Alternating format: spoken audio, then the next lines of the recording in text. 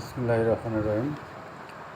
আমি এবছরে আপনার ইস্পাহানির XL35 মূলা লাগাইছি। তা মোটামুটি জার্মিনেশন হয়েছে, তো আশা করি ভালোই ফলন হবে। তো আমি 1 বিঘাতে 33% জমিতে লাগাইছি 8টা পয়েন্ট। আমি এবছর সব প্রোডাক্টে ইস্পাহানি লাগাইছি। তো এর মধ্যে অ্যাগ্রোওয়ানের টপ 1 তরমুজ লাগাইছিলাম, মোটামুটি হয়েছিল। তো বাজার তেমন পাইনি, ফল হয়েছিল, বাজার তেমন পাইনি। এরপরে আপনার ইস্পাহানিরে আবার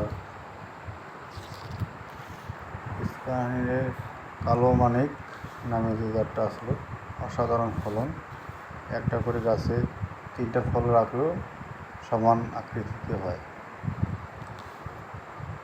তো এরপরে করছি আপনার করলা, একটা নিহারিকা, যে অসাধারণ ফলন, যে এরকম মনে হচ্ছে যে বাংলাদেশে আর কোনো জাতেই নেই। যেমন দেখতেছেন ছবিতে ঠিক সেরকমই হবে।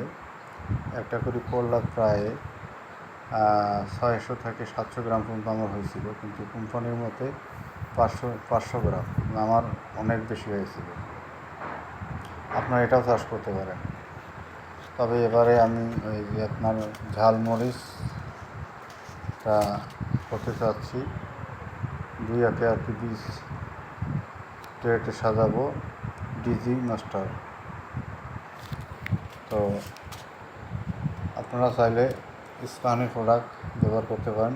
আমার কাছে ইস্পাহানি প্রোডাক্টের বিশ্বস্ত আর কি, কারণ কোনোবারে এই ফসল করে আমার লস হয়নি। তার সাথে সাথে আমি অ্যাগ্রোয়ানও কাজ করি, অ্যাগ্রোয়ানোর প্রোডাক্টও নেই, তার পাশাপাশি ইস্পাহানি নেই। তো যাই হোক, আপনারা ইউটিউব চ্যানেল থেকে দেখলে আমার চ্যানেলটা সাবস্ক্রাইব করে রাখবেন। পরবর্তী ভিডিও ছাড়ার সাথে সাথে আপনাদের কাছে চলে যাবে, এরকম নতুন তথ্য পেতে পারেন। খোদা হাফেজ।